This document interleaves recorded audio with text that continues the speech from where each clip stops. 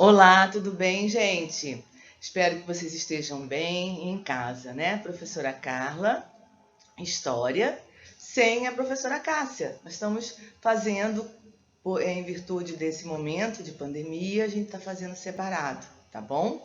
Então, hoje a gente vai começar fazendo uma oração à Nossa Senhora. Nós estamos em maio, no mês mariano, tá certo? Vamos lá? Então, oração, o meu dia com Nossa Senhora. Virgem Maria, filha predileta do Pai, templo do Espírito Santo, Mãe de Jesus, sou todo teu e quero te amar, como ninguém te amou jamais. Contigo na minha vida o meu caminho é seguro. Contigo, cada passo no meu dia me conduzirá ao projeto de vida. Viver para amar, pois minha vocação é o amor. Olha que lindo! Virgem Maria, o meu dia contigo será a oportunidade de me colocar em tua escola e ser Eucaristia para quem de mim se aproximar. Virgem Maria, neste meu dia que eu saiba, com os olhos emprestados de Deus, perceber e sentir cada pessoa como um que faz parte de mim. Me emocionei, gente. Para variar, né? Virgem Maria, hoje quero ter os pés no chão, o coração em Deus, meus braços e mãos abertos a serviço dos irmãos e irmãs que de mim mais necessitam. Sou todo teu, Mãe de Deus, e quero te amar como ninguém te amou, jamais. Amém. Então, nessa manhã, nessa tarde, não sei o momento em que vocês vão estar vendo essa aula, vamos elevar o nosso pensamento a Maria, vamos pedir que ela nos abençoe, que abençoe todo o Brasil, né? Tem muita gente com familiares enfermos nesse momento, é um momento de muita reflexão, de muita solidariedade, né? Que a gente tem que estar mais próximo e vai ser muito legal, porque a gente vai estar mais próximo um com o outro, vai estar dentro de casa, curtindo a nossa casa, curtindo os nossos familiares e, como eu já falei, né, é o mês mariano, o mês de Nossa Senhora e o mês das mães também, né? Então a gente tem que ficar um pouquinho mais com a nossa mãe, dar um carinho especial. Domingo que vem é o Dia das Mães e curtam da melhor forma possível, tá bom? Em nome do Pai, do Filho e do Espírito Santo. Amém. Vamos continuar com a parte 2 da Grécia, os gregos, unidade 2, capítulo 4, os gregos, tá? Eu vou voltar um pouquinho do que foi falado pela professora Cássia na última aula, para a gente poder pegar a linha de raciocínio, tá? A Grécia fica na Europa, no sul da Europa, né, na região sul da Península Balcânica, e era uma região muito montanhosa. O seu relevo era muito montanhoso e todo o relevo, seu litoral era todo recortado, cheio de ilhas, né, que dificultava a comunicação entre as cidades, entre os povos, entre os gêneros, como a professora Cássia já falou anteriormente, né? Ao seu redor havia o mar chamado Egeu e o Mediterrâneo e o Adriático também, né? E esse litoral recortado, cheio de ilhas, dificultava a comunicação. E uma curiosidade, a Grécia nunca formou um império, e sim cidades-estados, independentes, autônomas, como a gente já tinha visto em Fenícios, né? Já tínhamos visto na Suméria, com os mesopotâmios também, né? Nunca formou um império, só depois. Hoje a capital da Grécia é Atenas, maravilhosa, né? Em breve irei conhecer, se Deus quiser. Nós temos alguns sonhos assim que a gente tem que realizar, né? E o que ligava, você deve falar, poxa, mas se eram cidades-estados, gregas, né, independentes e autônomas, o que ligava esse povo que é tão famoso? Era o idioma e a religião. Era isso que ligava os gregos, que deixavam eles assim mais unidos, porque essas cidades-estados, elas eram autônomas e rivais. Uma queria ter a hegemonia da Grécia, da Península Balcânica. O que é hegemonia? Supremacia, queria ser melhor que as outras. E elas eram diferentes, tinham deuses protetores diferentes, né? E o que os ligava era assim, por exemplo, a Grécia vai lutar contra os persas. Então, todas as cidades-estados se uniam em prol desse inimigo comum. Agora, teve situações como nós vamos ver na aula 3 ou na aula 4, ou no ensino médio, que a gente vê a Grécia também no ensino médio. E aí vocês vão ter a oportunidade de ver que foram formadas ligas de cidades-estados que lutaram contra outras cidades-estados, tá? Mas isso é outro assunto, tá? A gente vai falar agora rapidamente sobre a divisão do período de duas cidades-estados muito importantes, Esparta e Atenas, tá? Esparta, altamente militarista, né? Meu sobrenome Epaminondas vem de um guerreiro espartano. Esparta foi conquistada, ela foi colonizada pelos dórios, né? O povo dório, que falei anteriormente. Ela era uma cidade-estado muito importante, que queria sempre a hegemonia da Grécia. Ela situava-se na península do Peloponeso, numa região chamada Lacônia. E era uma sociedade militarista, uma sociedade que nasceu para guerrear. Em Esparta não interessava meninos fraquinhos, franzinos, não. Para Esparta interessava um menino saudável, sadio, porque eles tinham que guerrear, eles tinham que fazer homens fortes e saudáveis para ir para a guerra. Ela foi fundada no século IX a.C., né? E esse povo dório chegou lá em busca de terras férteis e formou isso na região da Lacônia. A cidade cresceu muito e eles começaram a ampliar seu território, como eu já falei, através das guerras, né? E isso foi mais ou menos no século VIII a.C. Eles conquistaram toda a planície da Lacônia. E aí, mais tarde, vocês vão ver que eles vão fundar a Liga do Peloponeso, que vai reunir todas as cidades-estados que estavam aliadas a eles, tá? Continuando, vamos falar um pouquinho de Esparta. A sociedade espartana, para variar, está mental, né? Como está, fica, a gente já viu isso. Não há uma mobilidade social. Quem nasceu espartano vai morrer espartano, mesmo que esteja pobre. Quem nasceu perieco vai morrer perieco, né? E como que estava dividida essa pirâmide social de Esparta? Espartanos, que eram os grandes proprietários de terra, porque eu esqueci de falar.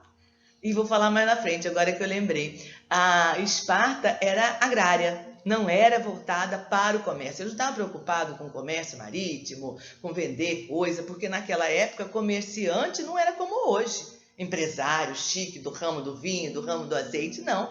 Era mais ou menos. E aí a sociedade era formada pelos espartanos, os cidadãos de Esparta, que eles acreditavam ser descendentes dos dórios, depois os periecos, que eram os comerciantes e artesãos, e os ilotas ou rilotas, né? Que eles eram obrigados a trabalhar de graça. Eles pertenciam ao Estado, não pertencia a nenhum deles. Tá? Eles trabalhavam de graça nas terras dos esparciatas. E tinha muito ilotas, muito mesmo. Bastante. Então, vamos lá. Espartanos, periecos e rilotas, certo? Isso é sociedade. Bom, e a política, professora? Como que é essa política? Tinha rei, não tinha rei? Tinha presidente? Então, a política de Esparta era governada por dois reis. Então existia uma diarquia. E esses dois reis geralmente eram de duas famílias famosas e poderosas da época. Famosa nem tanto porque não tinha youtuber naquela época, não tinha muito essa projeção, né? Mas elas eram poderosas. Não vou lembrar o nome agora, não é Epaminondas, infelizmente, e nem Persépolis, nem Permóbidas, nada disso, né? E eles tinham funções militares e religiosas, eles tinham vários privilégios também.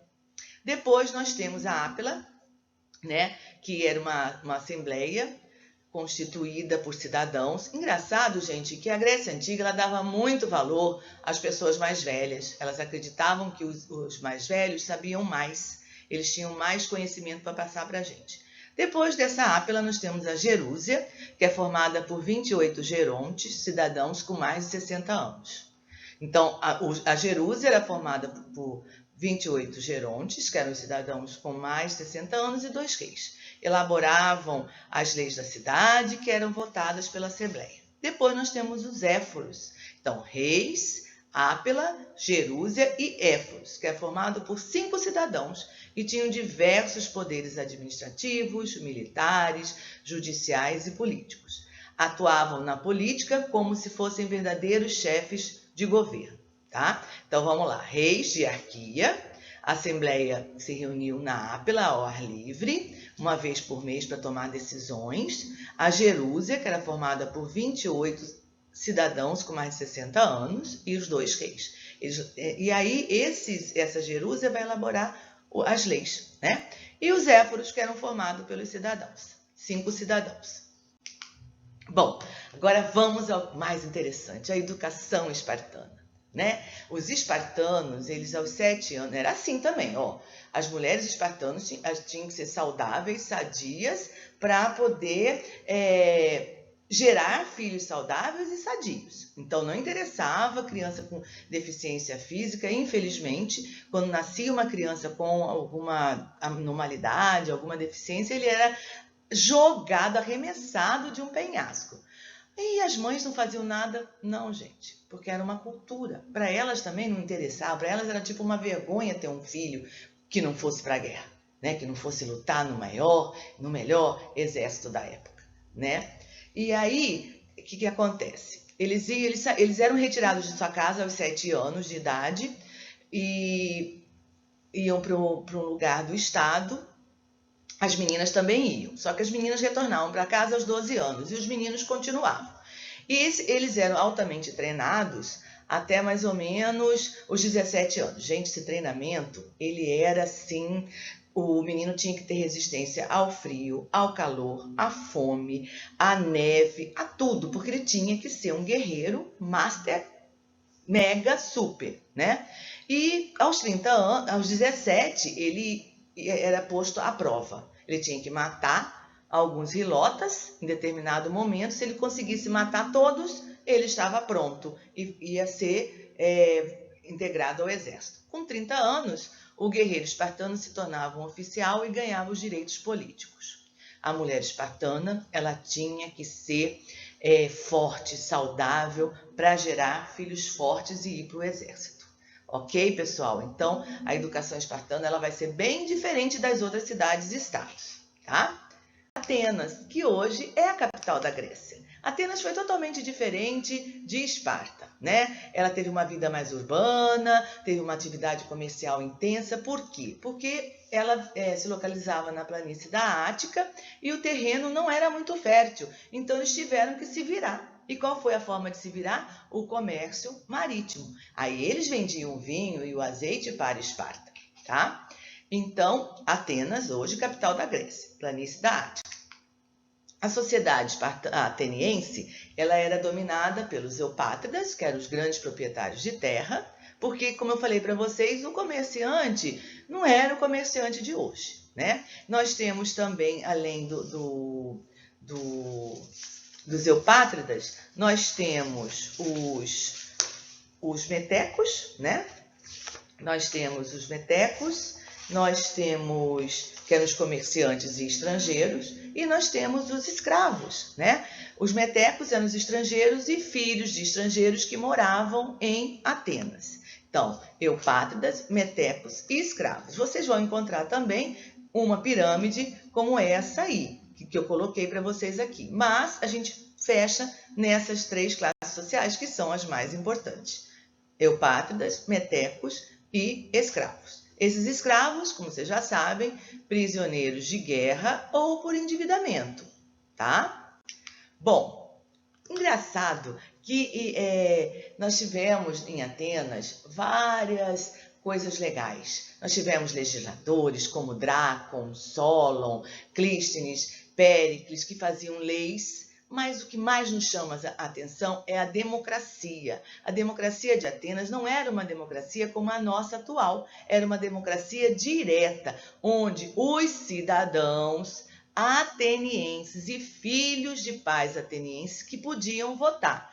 Hoje, o que a gente faz? Tem 16 anos, você já está votando, né? Não é obrigatório você estar votando, mas você vota para pessoas fazerem as leis, né? Para pessoas governarem por você, não é isso? Lá não, a democracia era direta, as pessoas votavam e faziam as leis. né? Nós tivemos vários legisladores que a gente vai estudar com mais propriedade lá no ensino médio, tá? Existia uma igualdade perante a lei, que era a isonomia, todos são iguais perante a lei. Todos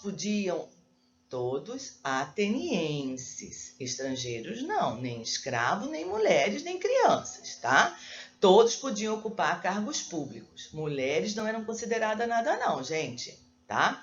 E tinha igualdade para falar na Assembleia, enfim. Bom, a educação de Atenas ela era diferente de Esparta, tá? Era uma educação bem mais voltada para a poesia, para a arte, para a retórica. Os meninos lutavam, sim, mas não eram com essa propriedade de ser forte, guerreiro, não. Eles aprendiam também matemática, retórica, eles falavam sobre a filosofia, aritmética, etc. E as meninas eram educadas pelas mães, eram feitas para casar, elas eram criadas para casar e faziam apenas as funções domésticas. Os pais tratavam logo de casar as meninas na adolescência, né? Porque aí elas passavam para o domínio do marido. Então, a educação de Atenas é bem diferente da educação de Esparta. Olha lá, tá bom? Continuando com as nossas atividades, com as nossas tarefas, tá? Não precisa copiar a pergunta, só coloca direitinho, página 77 e 78, exercício 1 e 2, e página 79, conhecimento e ação. Um beijo e até a próxima!